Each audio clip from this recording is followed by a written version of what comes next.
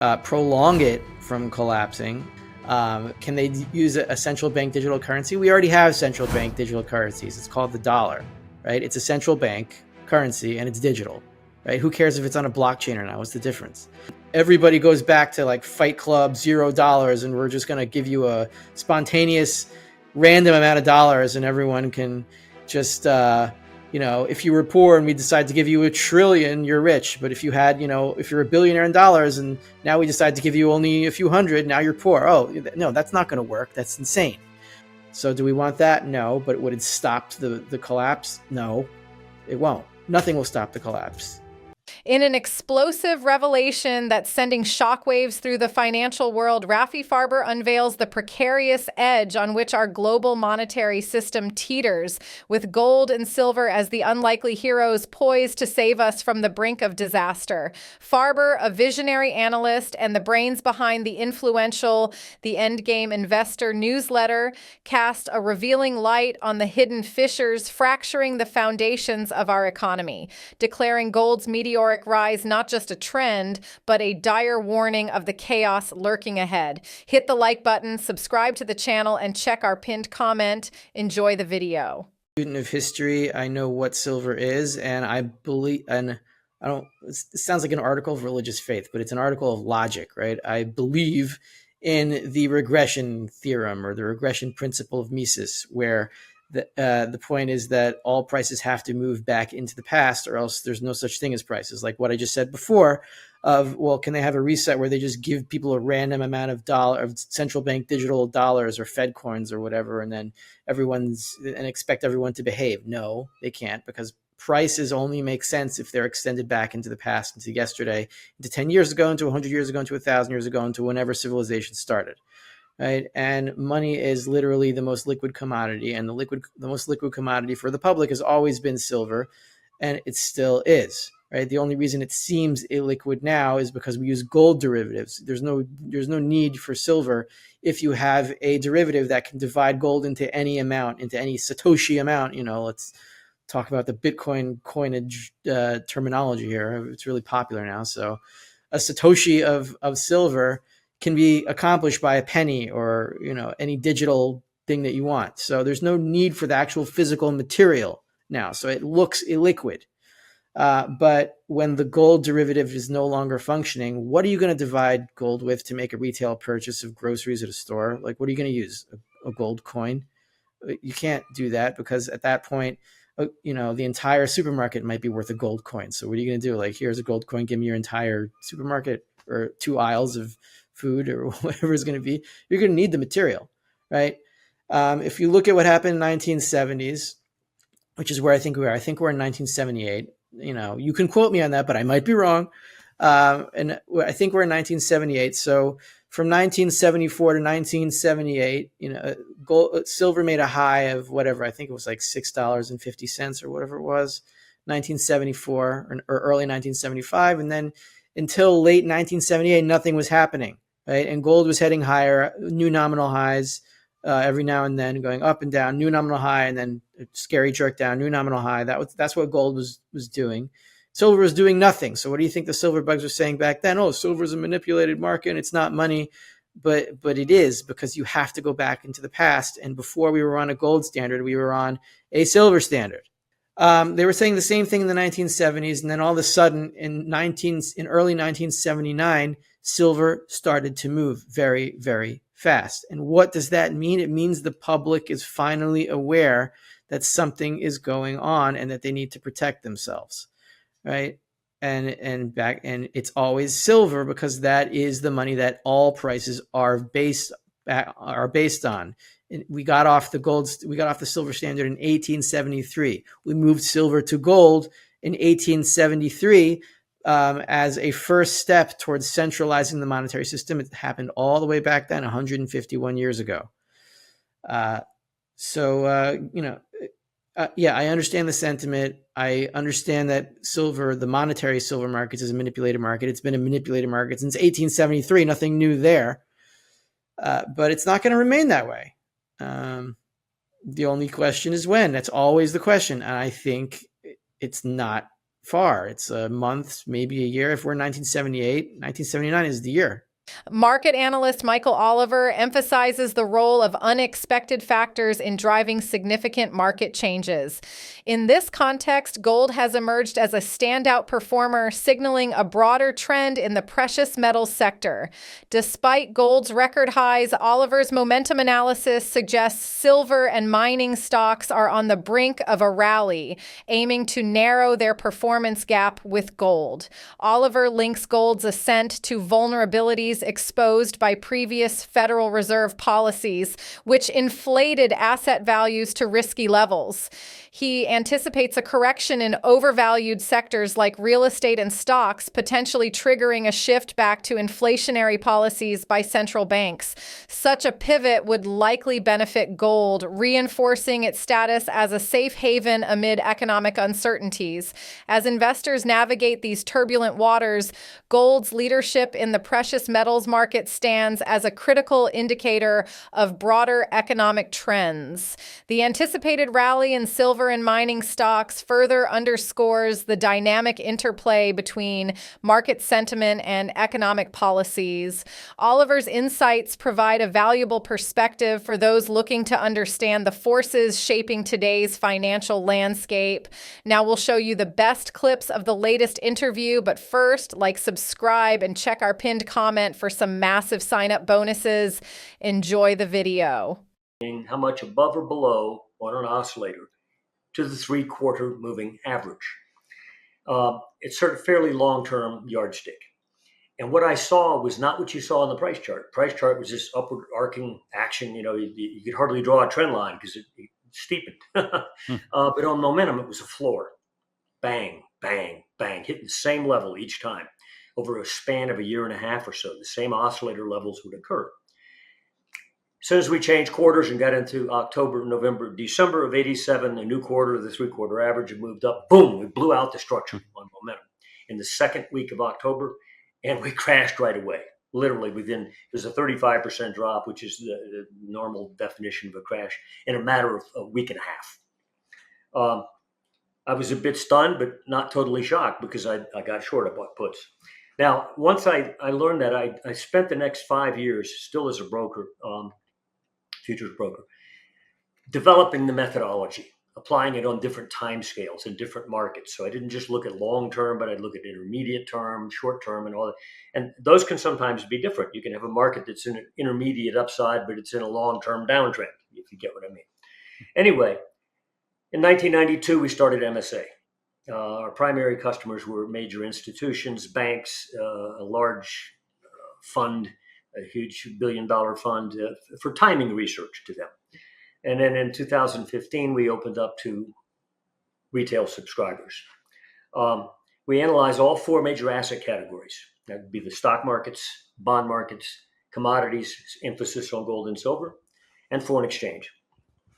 And I say right now, especially in all the years I've been looking at things, the correlation between those tectonic plates, stock market movement, bond market movement, is greater than it's probably ever been. So if you're looking at one market, let's say you're a gold bug, don't just look at gold. Watch the stock market, watch the bond market. To some extent, watch the dollar index. Correlation there is not that great, by the way, between gold and the dollar index. But as those markets move, it's going to impact gold even more. But gold doesn't always wait for events to happen or a headline report to come out, a CPI or PPI to say, oh, now I can move. No, gold's been around longer than any of these markets. It's smart. It anticipates years where gold's held relatively sideways, now of course upside. They've drifted down. So it's like they don't correlate to gold. Well, they do. But over history, silver and the gold and silver miners will tend to either outperform gold vastly sometimes or underperform it. Well, they've underperformed since mid-2020. They've been going down relative to gold. Okay. I think that's going to change. Another thing to watch very carefully right now is like you mentioned, the stock market. The stock market, we turned negative on in terms of investment grade decision about being long or not being long in January of 2022. Now, since that time, the markets, S&P, NASDAQ, et cetera, all dropped fairly seriously into 2022 later in the year. And then they based and turned back up. And now very narrow measures of the market. S&P 500 because of certain front-end loaded symbols. NASDAQ 100 even more so front-end heavily weighted symbols. Literally a handful of symbols have caused those two indices to exceed their 2022 highs. In the case of NASDAQ, its high was actually in late 2021 by about 5 or 6%. Most metrics of the stock market have not gotten back to the 2022 highs. Okay, forget that for the moment. The issue is, when will the stock market turn down? Because I argue, MSA argues, that when it turns down, all these data points that everybody's looking for to soften, to cause the Fed to soften, will follow the stock market, not lead the stock market. That's usually the case. You go back and look at the top in 2000, look at the top in 2007. It was after those tops in the stock market that you suddenly got bad numbers. It said, oh, economy's weakening. Okay. And if you are counting on the Fed to soften, now they've already softened to the extent that they're not raising anymore. Okay, we know that. Okay, the only issue is the only debatable issue. When are they going to cut? Okay, and Powell keeps going sort of back and forth on when he's going to do that, and and now you get a number today that well, they're not going to cut and all this stuff. When that stock market starts to weaken and you start getting those data points, the Fed will cut. They've already said they're ready to cut whenever they see it justified. The problem is, if you go back and look at the 2000 top and the 2007 top, when the Fed started cutting, short the market. It's when they ended their rate rises and then started to cut that the market collapsed. So the assumption that if the Fed cuts, that's good for the market is not a valid historical assumption. It's totally wrong. In today's market recap, silver price forecast facing downward pressure under 2480, time to sell. Silver's market dynamics have shown vulnerability with the commodities price at 2455, reflecting a cautious stance from investors. Let's take a look at the impact of recent U.S. economic data. Unemployment claims remained stable at 210,000, suggesting labor market resilience. Philly Fed manufacturing index turned positive at 3.2 against an expected 2.6, hinting at manufacturing sector health. Flash PMIs for manufacturing and services outperformed forecasts with readings of 52.5 and 51.7 respectively, indicating economic robustness. Now we'll show you more clips, but first hit the like button, subscribe to the channel, and check our pinned comment. Enjoy the video. There is an inflection point. And when do you reach that inflection point? When the amount of interest you have to pay on reserves at the central bank is so great that the interest that you pay leaks into the monetary system itself. And then it has to circulate. So the reason that a central bank would pay interest on reserves is because it's trying to stop the money from getting out into the monetary system and control the money supply. Right? So they pay higher and higher interest, which is why when you see in a hyperinflationary economy, you see interest rates start to go crazy, like 20, 30, 40, 50, 60, 70%. Right? They're trying to keep the money from circulating, but the interest that they're paying is leaking out anyway. So in Argentina, the situation is insane because the amount of liabilities, central bank liabilities that are earning interest at the Central Bank of Argentina, he said, is 3 times the monetary base, 3 times the entire monetary base. So this money has to get out somehow, and it keeps like pooping out, you could say. So, for lack of a better word. And is that what's happening in the United States? Well, we're getting there because this inflection point in the U.S. happened, I believe it was January 1977, when you started seeing interest rates going higher and higher and higher. And at the same time, the consumer price inflation rate moving higher and higher and higher anyway. That was 1977 to 1980, right? And then the Fed got control of the situation, didn't know it at the time, but it did. So we're already there. The Fed has moved interest rates from 0 to about 5.4 on the short term, and consumer price inflation is heading higher anyway. So what are they going to do? They're going to raise interest rates, and it's going to make them lose even more money, because he was talking about how the Central Bank of Argentina works. It's crazy. So let's say the government of Argentina needs money to for public spending on whatever. So they give the central bank an IOU, and then the central bank buys it, can't sell it because it has no market value, and then they hand over pesos to the government. So the central bank is filled with IOUs that are worth nothing, and the money circulates. So money circulates anyway, and those are losses on the central bank balance sheet. And the Fed has those losses too. It's just not as much yet. It's like 160 billion now. But the higher they raise interest rates, the more those losses are going to be. And what do they call those losses? Well, they call them deferred assets. Like, what do you mean I'm broke? I have a whole bunch of deferred assets. Well, yeah, bums have deferred assets too. They're called being a bum and not paying your bills. A bill that you didn't pay is a deferred asset. So it's a bum. I had two disagreements with him. The first one was that he said that he doesn't think that the hyperinflationary situation in let's say in Argentina or Lebanon or Egypt, what's going on in Egypt now. If you haven't known, Egypt is in hyperinflation too now. I think it started on March 3rd or 4th, something like that. He said that because this hyperinflation has been drawn out so long in places like Argentina, then all the more so, kal v'chomer, it's going to take even more time for the dollar itself to hyperinflate. But then I looked into the reasoning, and it didn't make sense, because the way I see it, what is the mechanism that is drawing out the hyperinflations in Argentina?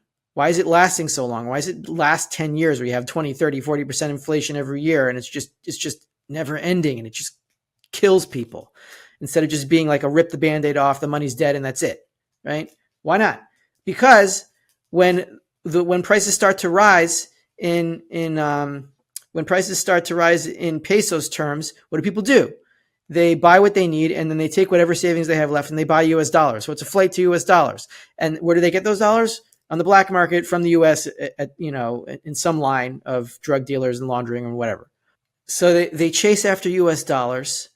And that itself means that the inflation that would have been in the States is now in Argentina, sharing the burden of that dollar inflation. And so, yeah, the dollar is better for them than the peso, but that's the mechanism that prolongs the hyperinflation, because they still have a functioning currency they can sort of use, right? And then it just prolongs the inevitable. So then what happens when the dollar itself hyperinflates? Because in the home country, in domestic market in the US, food prices are going crazy.